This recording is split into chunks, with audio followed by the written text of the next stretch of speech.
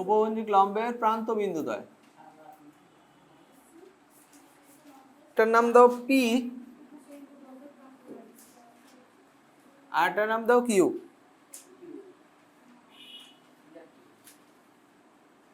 আচ্ছা ঠিক আছে, পরাবৃত্তের সমীকরণ। এখানে আর কোনো ইনফরমেশন দেয় নাই, বলতেছে শুধুমাত্র উপকেন্দ্রিক লম্বের প্রান্ত বিন্দুদ্বয় দেয়া আছে। আমরা মান বসাই দেখব। হ্যাঁ, তাহলে দেখো এই বিন্দুটা বসাও -2 2 -2 2 এখানে হচ্ছে আমাদের পি বিন্দু, আর -2 -4 নিচের দিকে -2 4। আচ্ছা, এটা হচ্ছে আমাদের উপকেন্দ্রিক লম্ব প্রান্ত বিন্দুদ্বয়। তাহলে এখন পরাবৃত্ত কেমন হতে পারে? লম্বটা আমরা টেনে দিলাম। হ্যাঁ, তাহলে পরাবৃত্তটা কিন্তু এমন হতে পারে না, উপকেন্দ্রিক লম্ব। এটা লম্ব, এটা দেয়াই আছে, বলেই দিছে উপকেন্দ্রিক লম্বের প্রান্ত বিন্দুদ্বয়। তাহলে এইটা কিন্তু আমাদের এইভাবেও হতে পারে, তাই না? দুই দিকেই হতে পারে, শুধু একদিক পসিবল তা না। পরাবৃত্তের উপকেন্দ্রিক লম্ব এটা, তো লম্ব ধরলাম, তাহলে পরাবৃত্ত এরকম হতে পারে, ওই দিকেও হতে পারে, লম্ব সেম রেখে দুই দিকে মুখ হতে পারে। তাহলে আমরা দেখতে পাচ্ছি উপকেন্দ্রিক লম্ব কার সমান্তরাল? ওয়াই অক্ষের সমান্তরাল। উপকেন্দ্রিক লম্ব ওয়াই অক্ষের সমান্তরাল। আচ্ছা ঠিক আছে, তাহলে এখানে উপকেন্দ্রিক লম্ব ওয়াই অক্ষের সমান্তরাল লিখলাম। উপকেন্দ্রিক লম্ব যদি ওয়াই অক্ষের সমান্তরাল হয়, তাহলে প্রধান অক্ষ কার সমান্তরাল? প্রধান অক্ষ এক্স অক্ষের সমান্তরাল। সুতরাং প্রধান অক্ষ এক্স অক্ষের সমান্তরাল, আমরা এটা বুঝছি। তাহলে প্রধান অক্ষ এক্স অক্ষের সমান্তরাল হলে সমীকরণ কি? y minus beta whole square সমান 4a x মাইনাস আলফা, 1 নম্বর। তাহলে এখানে লিখবো ধরি পরাবৃত্তের সমীকরণ, পরাবৃত্তের সমীকরণ। তাহলে এটা ঠিক আছে, আমরা কি এটা বুঝছি? তুমি বুঝছো? আচ্ছা, প্রধান অক্ষ যদি y অক্ষের সমান্তরাল হতো, তাহলে আমরা ধরতাম হচ্ছে x আগে। প্রধান অক্ষ যেহেতু x অক্ষের সমান্তরাল, তাহলে এটা এরকম। আচ্ছা ঠিক আছে, তো এখন এখানে আমরা এদিকে একটা জিনিস দেখো, এখানে পি বিন্দু যদি হয় আর নিচে যদি কিউ বিন্দু হয় যেখানে, তাহলে এই দূরত্ব হচ্ছে পরাবৃত্তের উপকেন্দ্রিক লম্ব হবে না? এটা যদি উপকেন্দ্রিক লম্বের প্রান্ত বিন্দু হয়, তাহলে এই যে ডিসটেন্স, এটা উপকেন্দ্রিক লম্বের দৈর্ঘ্য হবে। বুঝছো? রুট ওভার দিয়ে এখানে। হ্যাঁ, তাহলে এখানে উপকেন্দ্রিক লম্বের দৈর্ঘ্য 4a এত সমান অ্যাকচুয়ালি pq। কথা ঠিক আছে? বুঝছো? তুমি কিছু বুঝতেছো না? না, আচ্ছা দেখো আপাতত তুমি বুঝছো? আচ্ছা ঠিক আছে, তাহলে এখন কি হবে? 4a এত সমান হচ্ছে রুট ওভার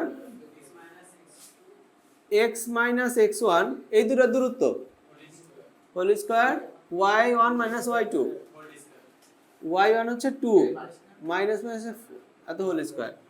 আচ্ছা, 4a কিন্তু পরমাণবিত থাকবে। আচ্ছা, মডুলাস আবিষ্কার করছিল কিরা তা তো জানি না, দেখতে হবে। 6, তাহলে আমরা এখানে পাচ্ছি 4a সমান প্লাস মাইনাস 6। আমার কিন্তু এর মানের থেকে বেশি দরকার, এর মানের থেকে বেশি দরকার 4 এর মান। কথা বলে না? হ্যাঁ, মনোযোগ দাও। এই মানটা আমরা কোথায় বসাবো? 1 নং এ। তাহলে 1 নং এ মান বসাই নেই। কথা বললো না, দুষ্টুমি কর না। দেখো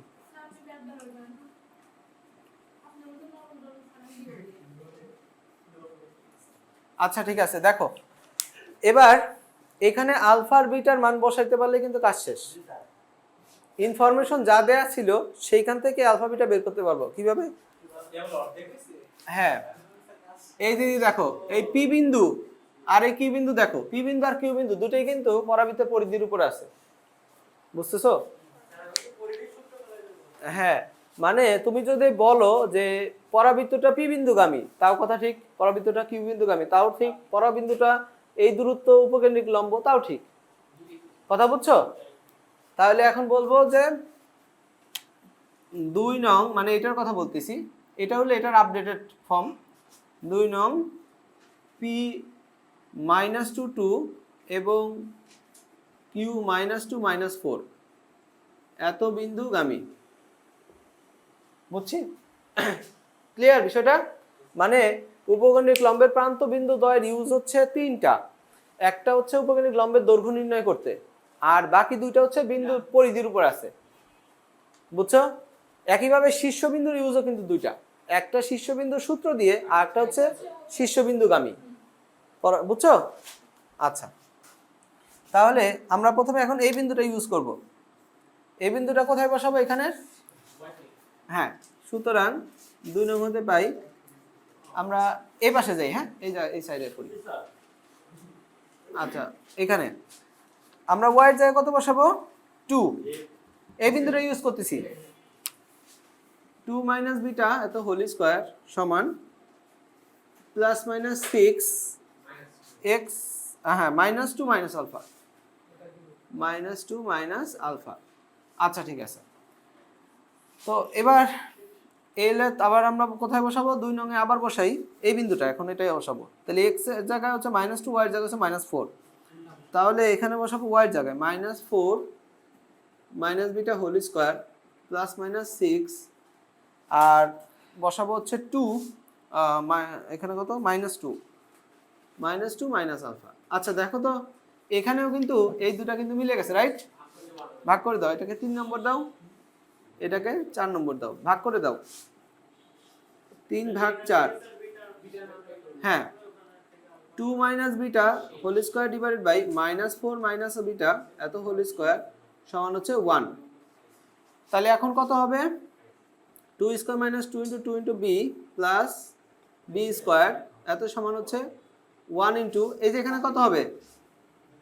-4 স্কয়ার মাইনাস, ওই তো 2 ইনটু -4 এত into beta plus beta square. আচ্ছা, ঠিক আছে। তাহলে কি কি কাটা? বিটা স্কয়ার কাটা। তাহলে এখানে কত হচ্ছে? 4 -4 বিটা 16 প্লাস 8 বিটা। তাহলে এখানে হচ্ছে 12 -12, তাই না? এটা বেশি নিয়ে আসলে -12 সমান হচ্ছে 12 বিটা। তাহলে বিটা সমান -1। তাহলে এই বিটার মান -1 কোথায় বসাবো?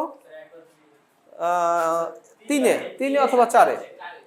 আচ্ছা, তোমরা এই পর্যন্ত করে নাও, তারপরে একটু করতেছি আমি। ঠিক আছে? হ্যাঁ, এটা একটু শেষ করা বাকি আছে। আমি এই যে কোথায় মুছবো, এখান থেকে মুছি। হ্যাঁ, এখানে মুছে খালি বিটার মান কোথায় বসাবো? 3 নং এ মান 3 নং এ বসিয়ে। আচ্ছা, ঠিক আছে। 2 - -1 এত হোল স্কয়ার, বিটার মান বসাচ্ছি +-6 -2 - আলফা। আমি করে দেখাচ্ছি। আচ্ছা, ঠিক আছে। আমাদের শুধুমাত্র এই লাইনটা লাগবে, পরে এই লাইনের মধ্যে ভ্যালু বসাবো। তাহলে হচ্ছে কত? হচ্ছে 3 9 +-6, এখানে হচ্ছে মাইনাস কমন নাও, তো এখানে কত হবে? মাইনাস কমন নিলে 2 প্লাস আলফা, তাই না? আচ্ছা, গেল। তো মাইনাস কমন নিয়ে এর সাথে গুণ করে দাও। 9 এখান থেকে আলাদা করে নাও, সহজ কথা। প্রথমে +6 দিয়ে -2 আলফা প্লাস 2, তাই না? আবার এখান থেকে আলফা আলাদা করে নাও, -6 2 প্লাস আলফা। বুঝছি? আলাদা করা হইলো। এখন আমরা কি করব? প্রথমে এটাতে ভাগ করো, কত হচ্ছে? একবারে করলে তো ভালো হইতো গোড়া। হ্যাঁ হ্যাঁ হ্যাঁ, প্লাস দিয়ে একবার আলাদা, মাইনাস দিয়ে একবার আলাদা। ঠিক আছে? আচ্ছা, এটা একটু মনে রেখে তো, বুঝলাম আপাতত। আচ্ছা, এখানে কত হবে? 9/6, আরে ভালো লাগতেছে না, ধরো এখানে কত হবে 9/6 এত সমান হচ্ছে -2 আলফা প্লাস 2। কথা বলে না সজীব, এ কি? তাই তো বুঝতেছি।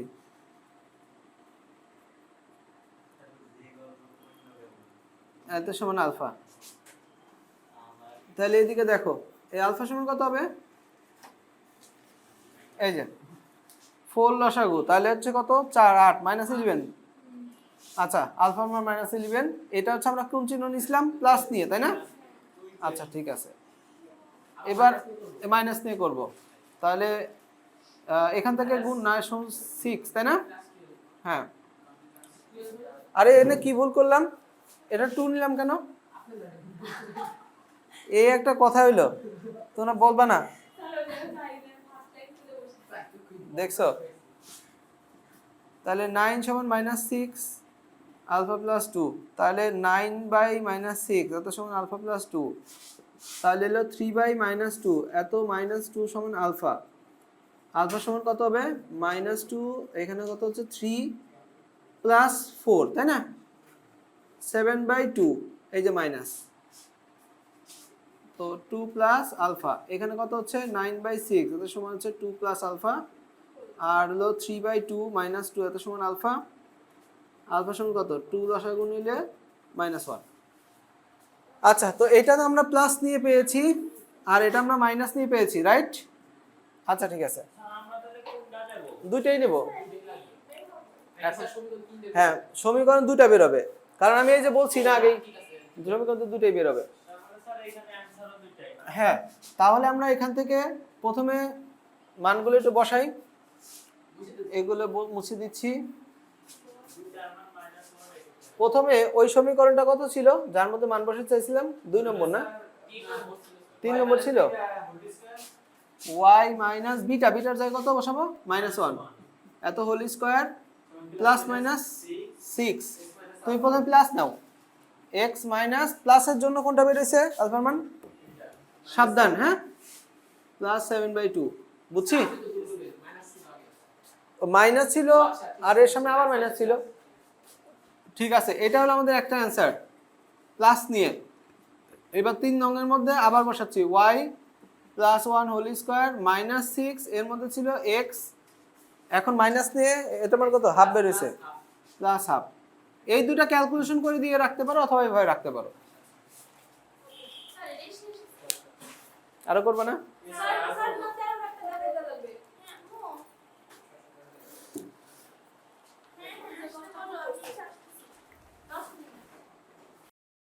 দেখো কাজ শুরু করি। 13 1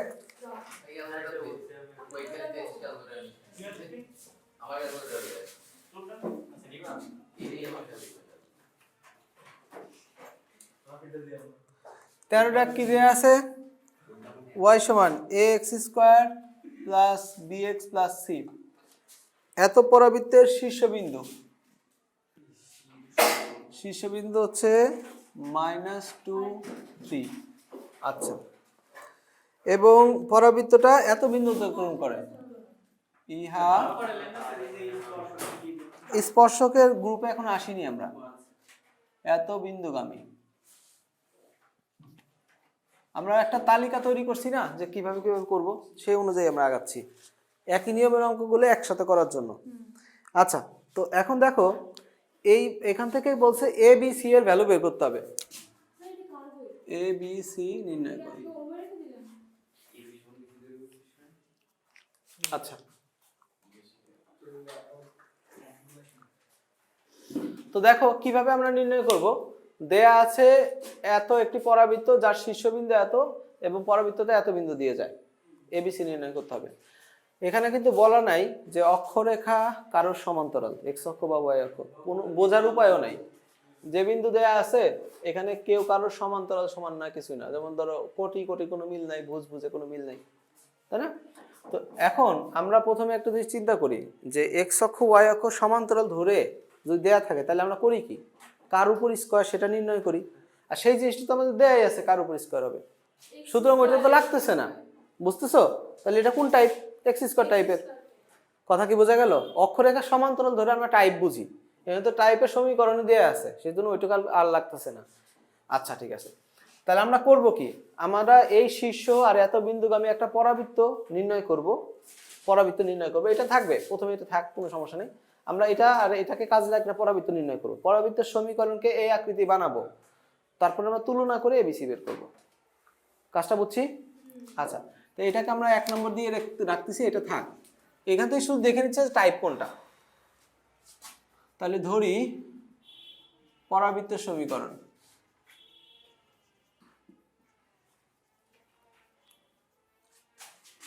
x মাইনাস আলফা এত হোল স্কয়ার সমান 4a y মাইনাস বিটা, ঠিক আছে না? এখন শীর্ষবিন্দু তো আলফা বিটা হয়, রাইট?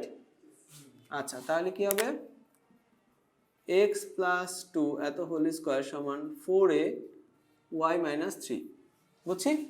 আচ্ছা, ইহা কত বিন্দুগামী? 0,5 বিন্দুগামী। তাহলে ইহা 0,5 বিন্দুগামী। তাহলে কি হবে, x এর জায়গায় 0,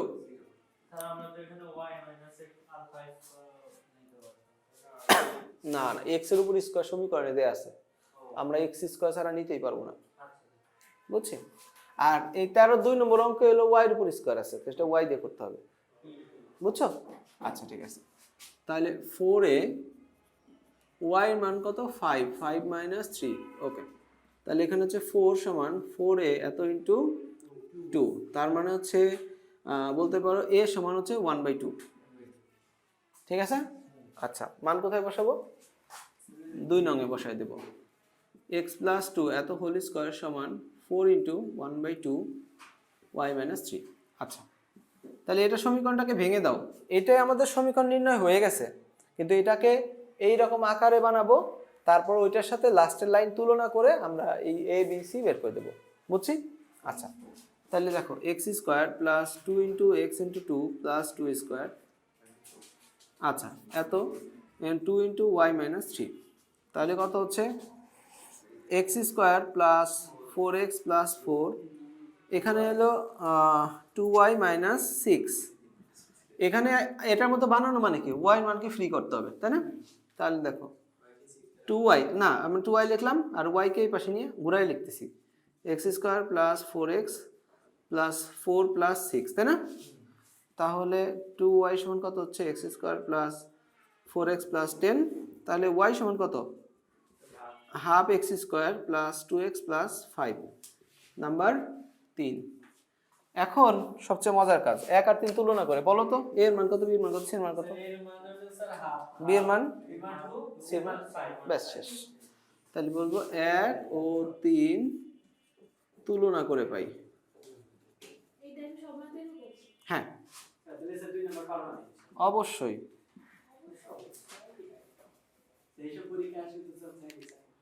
এগুলোই আসে পরীক্ষায়, বোর্ড দেখো, ধরতে পারলে